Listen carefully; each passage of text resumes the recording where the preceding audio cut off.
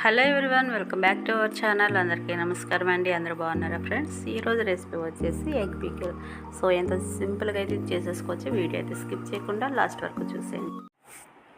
ఇప్పుడు ఒక బౌల్ తీసుకొని దాంట్లో ఒక హాఫ్ టీ స్పూను పసుపు, అలాగే ఒక టీ స్పూను ధనియా పౌడరు, ఇంకా ఒక టీ స్పూన్ కారము, కొద్దిగా సాల్టు వేసుకోవాలి.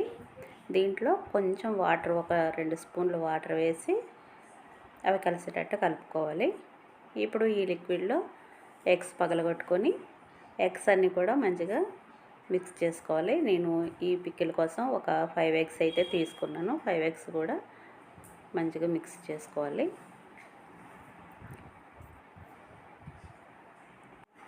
మిక్సర్ తీసుకొని మంచిగా అన్నీ మిక్స్ చేసుకోవాలి. ఇప్పుడు ఒక గిన్నె తీసుకుని అందులోకి కొద్దిగా ఆయిల్ వేసుకొని దానికి ఆయిల్ అంతా కూడా మంచిగా అప్లై చేసుకొని మనం కలిపి పెట్టుకున్న గుడ్డు మిశ్రమాన్ని అందులో వేసేసుకొని స్టవ్ మీద ఒక పెద్ద గిన్నె పెట్టుకుని అందులో వాటర్ వేసుకొని ఒక స్టాండ్ పెట్టుకొని కలిపి పెట్టుకున్న మిశ్రమాన్ని దాంట్లో పెట్టి ఆవిరిలో దాన్ని కుక్ చేసుకోవాలి. ఒక 10 మినిట్స్లో మనకి ఇదైతే కుక్ అయిపోయింది. ఇప్పుడు ఇది స్టవ్ ఆపేసి కిందకి దించేసుకోవాలి. ఇప్పుడు చాకు తీసుకుని తిని చిన్న చిన్న ముక్కల్లాగా క్యూబ్స్ లాగా అయితే కట్ చేసుకోవాలి. ఈ విధంగా కట్ చేసుకొని ఇవన్నీ కూడా ప్లేట్లోకి తీసుకోవాలి.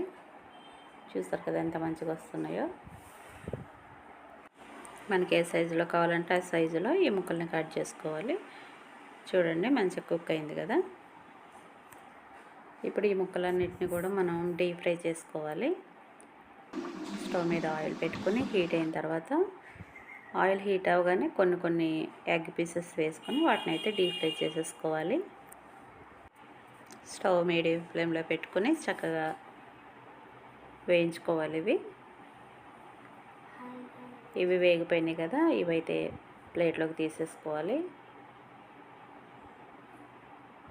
ఇవి ప్లేట్లోకి తీసేసుకొని మిగిలిన ఎగ్ ముక్కలు కూడా వేసుకొని అవి కూడా ఫ్రై చేసేసుకోవాలి.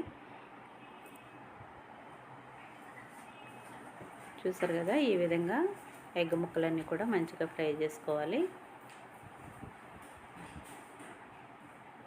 ఈ పికిల్ అయితే చాలా టేస్టీగా ఉంటుందండి.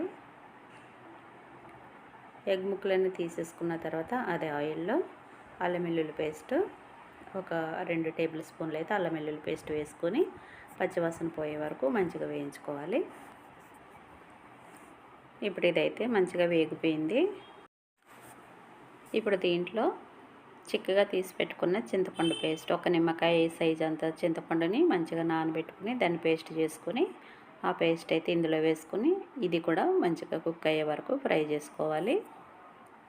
ఇప్పుడు చింతపండు అయితే ఫ్రై అయిపోయింది కదా, దీంట్లో కొద్దిగా పసుపు వేసుకోవాలి, 1 టీ స్పూను. ఆ తర్వాత పచ్చడికి సరిపడా కారం యాడ్ చేసుకోవాలి. కారాన్ని కూడా ఈ టైంలో స్టవ్ అయితే సిమ్లో పెట్టుకోవాలి, లేదంటే కారం మాడిపోయినట్టు ఉంటుంది.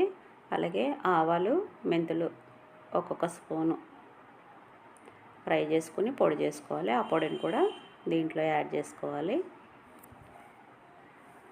ఇప్పుడు ఇంకో 2 స్పూన్ల ఆయిల్ అయితే యాడ్ చేసుకొని ఇది మొత్తం కూడా మంచిగా కలుపుకొని ఒక 2 మినిట్స్ కుక్ అవనివ్వాలి.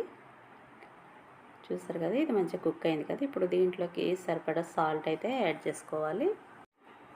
సాల్ట్ అంతా కూడా ఒకసారి కలిపేసుకున్న తర్వాత దీంట్లో ముందుగా చేసి పెట్టుకున్న ఎగ్ పీసెస్ కూడా వేసుకొని కలిపేసుకుంటే మనకి పికిల్ అయితే రెడీ అయిపోతుంది. ఇంకా ఇప్పుడు ఫైనల్గా దీంట్లో కొంచెం కరివేపాకు వేసుకొని ఇంకా ఇది స్టవ్ ఆపేసుకుని దించేసుకోవాలి. అంతే అండి, ఎంతో సింపుల్గా మనకి ఎగ్ పికిల్ అయితే రెడీ అయిపోయింది. చూసారు కదండి, ఎంతో సింపుల్గా ఎగ్ పికిల్ అయితే రెడీ అయిపోయింది. మనకి ఇది 15 డేస్ వరకు నిలువ ఉంటుంది. సో నిమ్మకాయ, చింతపండు బదులు నిమ్మకాయ కూడా యాడ్ చేసుకోవచ్చండి. ఏదైనా కూడా బాగుంటుంది టేస్ట్. సో నచ్చితే కనుక మీరు కూడా డెఫినెట్గా ట్రై చేయండి. అలాగే వీడియో లైక్ చేయండి, షేర్ చేయండి. కొత్తవారు ఎవరైనా చూస్తుంటే ప్లీజ్ సబ్స్క్రైబ్ చేసుకోండి. మరొక వీడియోతో మళ్ళీ కలుసుకుందామండి. థ్యాంక్ యూ అండి. Thank you for watching.